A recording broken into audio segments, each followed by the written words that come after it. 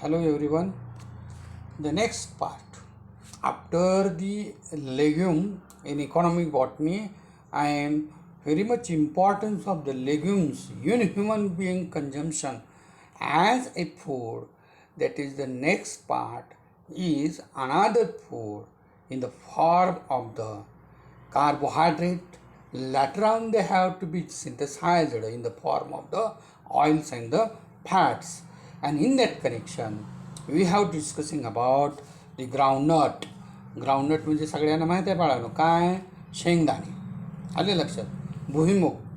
So this plant has to be discussed on the basis of their origin, parts used, morphology, and what are the economic importance of the plants in the economic botany.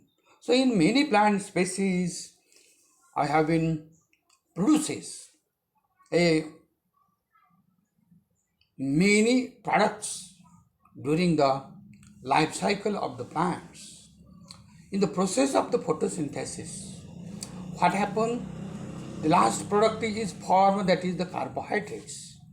But more amount of the carbohydrates are formed.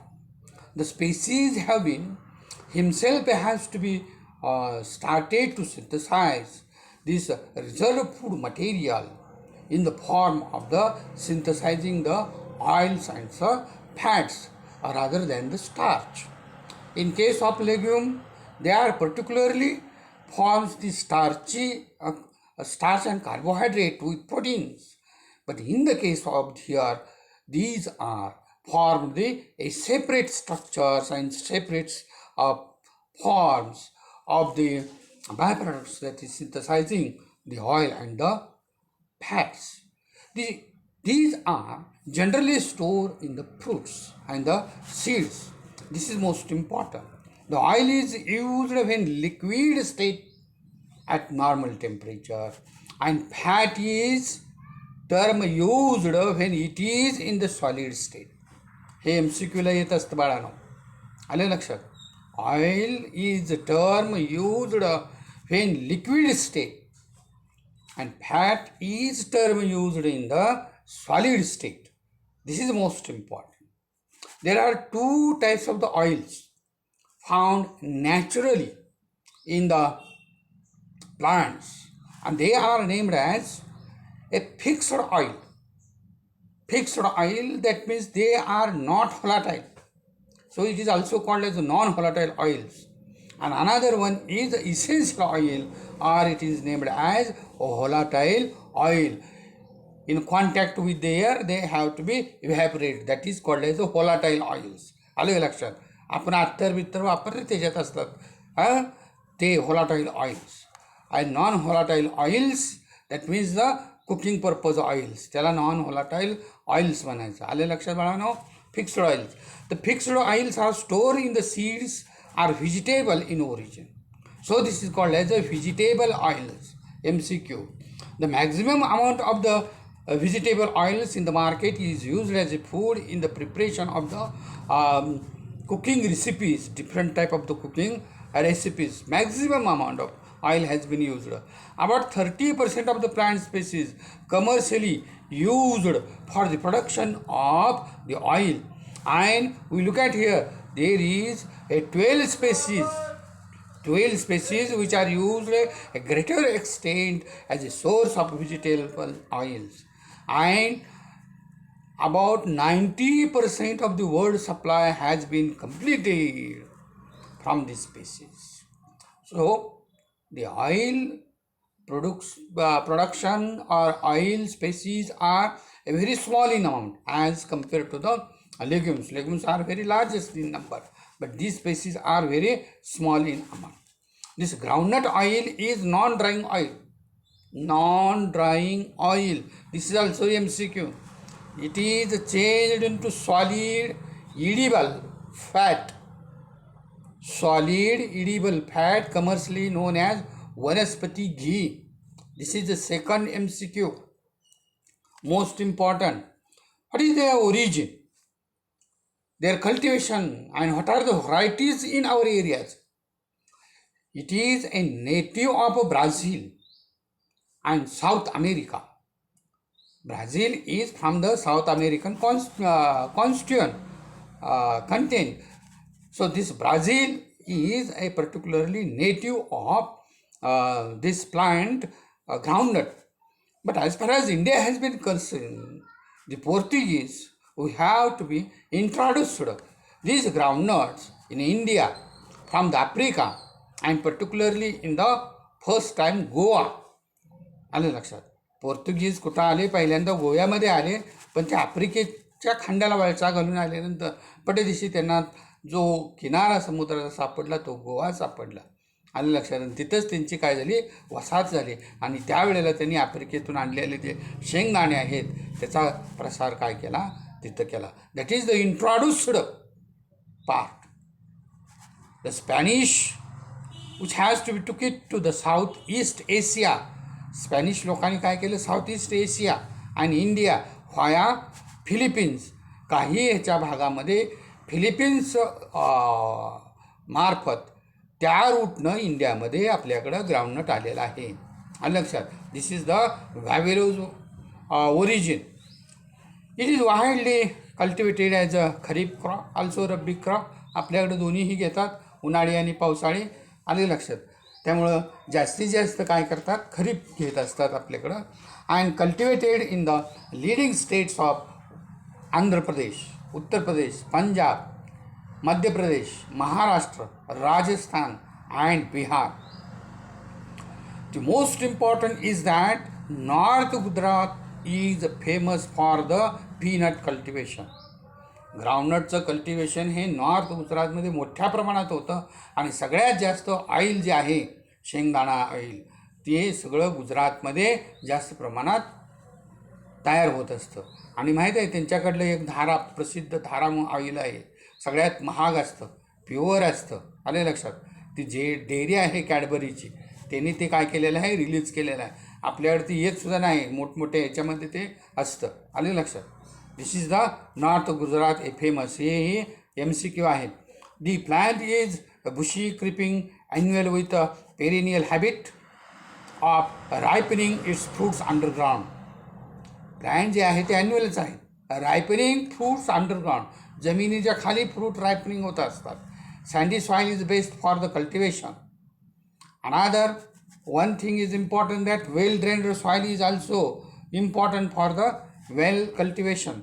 Fruit can be buried underground after the fertilization. Fertilization झाल्यानंतर मी सांगणारच आहे, त्याला page म्हणतात ते. and then buried underground and forms the pods or seeds. Some of the improved varieties TMV 1, 2, 3, 4 हे आपल्याकडे असते. Spanish variety 5, SG 7, 8, 10, Karad variety 4, 11 ह्याही आपल्याकडं पेरल्या जातात. अकोल्यामधून आलेली AK 12, 24 आणि हे सगळ्यात महत्त्वाची जुनागडची 3-4 व्हरायटीज आहेत. त्यातली एक नाव मी दिलेलं आहे, जुनागड 11. हे जास्त प्रमाणात आपल्या महाराष्ट्रामध्ये कल्टिवेट केले जाते. फैजापूर आहे ती साधारणतः विदर्भामध्ये बघितली जाते. जास्त करून नाहीच, विदर्भात काही ठराविक लोकच करत असतात, नाहीतर विदर्भामध्ये कल्टिवेशन होत नाही. Botanical source, that is the groundnut. Botanical name Arachis hypogaea. Spelling बघा इथं, हायपोगॅइया, GAEA हे स्पेलिंग चुकत असतं. याला 1 मार्क असतो, त्यामुळे स्पेलिंग चुकायचं नाही बॉटॅनिकल नेमचं, लक्षात घ्यायचं. आलं लक्षात. अंडर द फॅमिली फॅबिसी ऑर पॅप्युलिनेसी हे जे सगळं सांगितलेच. इंग्लिश नेम ग्राउंडनट किंवा पीनट, व्हर्नॅक्युलर नेम भुईमूग. हे पीनट म्हणून सुद्धा काय MCQला येत असतं चुकवायसाठी. आलं लक्षात. This is the diagrammatic representation. Look at here the morphology of the plants. The plants are 2 forms, bunchy type आणि the spreading type. Bunchy type आणि स्प्रेडिंग टाईप. आता सगळीकडे आपल्या भागात सगळं बंचिंग टाईपचं कल्टिवेशन असतं. स्प्रेडिंग टाईपचं जे कल्टिवेशन आहे ते सहसा जास्त करून घेतलं जात नाही, त्याला पसऱ्या म्हणतात आपल्याकडं. पण काही भागामध्ये आले लक्षात, जो इकडला ह्याच्यातला भाग आहे दुष्काळी पट्ट्यातला आणि जे इरिगेशनवरती करत असतात ती लोक हे पसऱ्या भुईमुग करत असतात. आले लक्षात. Spreading type. आता ह्याच्यामध्ये सुद्धा 2 हे आहेत, हेही MCQला येत असते. आणि लक्षात सबस्पेसीज आहेत. आता ह्या सबस्पेसीज जी बंच आहे, म्हणजे बंचमध्ये येणारं इरेक्ट जो आहे त्याला व्हरायटी फॅस्टिगॅटा म्हणतात. सबस्पेसीज फॅस्टिगियाटा, GIATA आहे, गॅटा नाही, GI आहे, हे महत्त्वाचं घ्या लक्षात. आणि स्प्रेडिंगसाठी आहे प्रुकुंबेन्स. दोन्हीही MCQच्या टर्म आहे, ते लक्षात घ्या. The plants are annual harvesters, हे दिसतेच सगळ्यांना माहीत आहे भूमिंग कसं असतं. विथ बॅक्टेरियल नूडल्स, रूट सिस्टीममध्ये काय असतं, बॅक्टेरियल नूडल्स असतात. आले लक्षात. आणि नूडलनं काय होत असतं, रायझोबियम बॅक्टेरियानं ॲटमॉस्फेरिक नायट्रोजन फिक्स होत असतो आणि प्लांटला तो मिळत असतो. This is most important. Stem is branched, much branched stem, cylindrical and creeping or erect. कसे असेल व्हरायटी दिसेल. लीव्ज आर 2 पेअर्ड, बघा इथं हे 2 पेअर्ड, 1 आणि 2 असणारे लीव्ज, असे 2च पेअर्स असतात ह्याचे. Pinnately plate. Flowers are axillary yellow with typically papilionaceous corolla, diadelphous stamens आणि single carpel. The fertilized ovary called as peg. हो का, ही फ्लावर हे झालं की हे असे पेज तयार होत असते. अगदी आपण काय म्हणतो त्याला आर्या म्हणतो. आणि हे आर्या जो आहे तो काय होत असतो, जमिनीच्या खालच्या दिशेने जिओट्रॉपिकली ग्रो होतो, जमिनीच्या खालच्या दिशेने. आले लक्षात. आणि मग तिथं काय होत असते, फ्रूट डेव्हलपमेंट होत असते. त्यालाच काय म्हणायचं, पॉड म्हणायचं किंवा लेग्युम म्हणायचं. आलं लक्षात. This is most important. हे पॉड आहे ते 1 to 2 सीडेड असतात. काही ठिकाणी 3 to 5 सीड्स असतात. नवीन व्हरायटीमध्ये आहेत 5 सीडपर्यंत आहेत. And seeds have thick cotyledons. आलं लक्षात. These seeds morphology is also most important. Another thing is here the economic importance of the plants. What are the economic importance, what are the uses of these groundnut kernels. त्याला सीडलाच म्हणतात बघा, KERNELS kernel. MCQला येत असतं. Kernels म्हणजे seeds. Groundnut kernels rich in protein, so eaten as raw, fried, salted and cooked. म्हणजे मागं दोन्हीमध्ये जसं आहे तशातलंच हे कॉमन बरेचसे त्याच्यातलं आहेत. एकाचं जर तुम्ही केलं तयारी की हे सगळ्या ह्याला पॅप्युलिनेसी फॅमिसीला 3-4 प्लांट्स आहेत त्याला सलग येत असतं. Seeds are use preparation of the chutney by crushing with the chillies, salt, cumin. आपण करतच असतो शेंगदाण्या चटणी. Coconut milk, this is most important. And coconut curd prepared by crushing the fresh or soaked seeds and used as a good source of protein. हे महत्त्वाचं आहे. दक्षिणेत बऱ्याच ठिकाणी किंवा काही उत्तर भारतातसुद्धा काय केलं जातं, दही तयार केलं जातं ग्राउंडनटचं. आणि काही ठिकाणी ग्राउंडनटचं मिल्क हे substitute of the cow milk. आलं लक्षात. फॉर द चिल्ड्रन्स, विद्यार्थ्यासाठी किंवा लहान मुलांसाठी हे दूधसुद्धा महत्त्वाचं आहे. ती ह्याच्याकडून ग्राउंडनटच्या सीड, फ्रेश सीड्सपासून बनवलं जातं. This most important. Vanaspati ghee is prepared for cooking purpose. Groundnut is use, oil is use also for the cooking purpose and preparing different types of delicious dishes. You know, yes. The plants, remains of the plants used for forage and stock feeding for the animals in the form of the hay. मागं सांगितलं तसं इथं लिहिलेलं नाही. हे म्हणजे वाळला चारा जो आहे तो पावसाळ्यामध्ये उपयोगी येत असतो. आलं लक्षात. For the animals. Nuts are used commonly in winter season as a such are in the preparation of candy or peanut butter. बघा, बटर तयार करण्यासाठी सुद्धा ह्याचा उपयोग होत असतो. पीनट बटर स्पेशली हे मिळत असतात बाजारामध्ये. आणि ऑल्सो व्हेरियस बेकरी प्रोडक्शन, आणि त्यापासून वेगवेगळे बेकरी प्रोडक्शनसुद्धा आपण करू शकतो. भरपूर आहे. चिक्की वगैरे कशाच प्रॉडक्ट आहे तेच आहे. लिहा इथं फॉर एक्झाम्पल तर शेंगदाणा चिक्की मराठीत लिहिलं तर, म्हणजे इंग्लिशमध्ये यायचं शेंगदाणा chikki direct. Inferior grades of the oils are used for soap making. This is the most important. म्हणजे काहीसुद्धा वाया जात नाही. राहिलेलं तेल सगळं वापरलं जातं. Soap making and illuminants as well as for making shaving creams. then cold creams, in leather dressing, furniture creams, and making candles and glycerin. Candles and glycerin हे महत्त्वाचं आहे त्याचं. म्हणजे कुठलाही तेलाचा थेंब सुद्धा वाया जात नाही, सगळं वापरायला येत असतं. आणि मग तेल काढल्यानंतर जे राहतं हे नाही एक्स्ट्रॅक्ट केल्यानंतर तो पार्ट त्याला काय म्हणतात, ऑइल केक म्हणतात, हो की नाही. पेंड म्हणतात आपण, पेंड. तुझ्या बापाची पेंड आहे का असं म्हणत नाही, कधी कधी म्हणतं की नाही तसं. ही जी पेंड आहे ती पेंड कोणाची असते, ऑइल केक.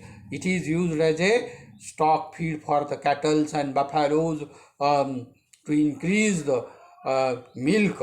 आले लक्षात, दूध वाढण्यासाठी गायींना आणि म्हशींना वापरली जाते की. This is also used as a green manure. जमिनीत सॉईल फर्टिलिटी वाढवण्यासाठी सुद्धा ऑइल केक वापरला जातो. सिंथेटिक फायबर आर्डिल, हे MCQला येतं. काय नाव आहे त्याचं फायबरचं, Ardil. Synthetic fibre Ardil is manufactured from the protein found in groundnut. आणि ग्राउंडनटमध्येच हे प्रोटीन दिसतं, दुसरीकडं कुठेही आपल्याला सापडत नाही. High quality of the oil has been used in pharmaceutical industries. Pharmaceutical इंडस्ट्रीमध्ये यूज केलं जातं. आणि groundnut shells are used for manufacture of cork, substitutes and coarse boards as well as for activated carbon or activated charcoal. Groundnut shell म्हणजे कळलं का बाळांनो, टरपालं हे नाही. त्या टरपालं ह्याची अधिक शेंगदाण्याच्या वरचे टरपालं दोन्हीही उपयोगात येत असतात, काहीही वाया जात नाही. ॲक्टिवेटेड चारकोल, आणि हे जे चारकोल आहे, चारकोल हे गनमध्ये वापरतात, पावडर त्याच्यासाठी वापरलं जातं. मिलिटरीच्या ह्याच्यामध्ये सर्रास हे ग्राउंडनट सेलचा चारकोल वापरला जातो, लक्षात घ्या. It is also used for preparation of the acetic acid, alcohol आणि ॲसिटोन. आणि it is also a good fuel. आणि गावाकडे आपण काय करतो, त्याचा पाणी तापवायसाठी उपयोग करतो, that is the good fuel. किंवा शेणीमध्ये ते थापून पुन्हा शेण्या फ्युएल म्हणून वापरत असतो. प्लांट्स हॅविंग रूट नोडल्स, ते माहितीच आहे तुम्हाला. So it is a good crop for the rotation or mixed cropping, useful increasing the fertility. आता हे सगळ्यांना माहीतच आहे बाळांनो. काय माहीत आहे की शेतकरी बऱ्याचशाच वेळेला काय करत असतो, असा शेत चांगले उत्पादित होण्यासाठी ह्याचा उपयोग करत असतो. आणि त्यामुळं कधीकधी सिंगल क्रॉप घेतलं जातंच, पण कधीकधी ऊसाच्या भोंड्यावरती लावलं जातं. आणि त्यामुळं ऊस बी येतो, आणि ऊसाच्या खाली नंतर जे रूट नोडल्स हे जे सुटतात, हे रूट नोडल्स पुन्हा वाळल्यानंतर काय करतात, नायट्रोजन फिक्स करून ऊसाला मिळत असतं. आले लक्षात. सोयाबीनही तसंच करत असतात. ह्याला काय म्हणायचं, मिक्स्ड क्रॉपिंग म्हणायचं. आणि रोटेशन म्हणजे काय, एका पिकानंतर एकाड एक पीक असं घेणं, त्याला रोटेशन म्हणायचं. आले लक्षात. So thank you.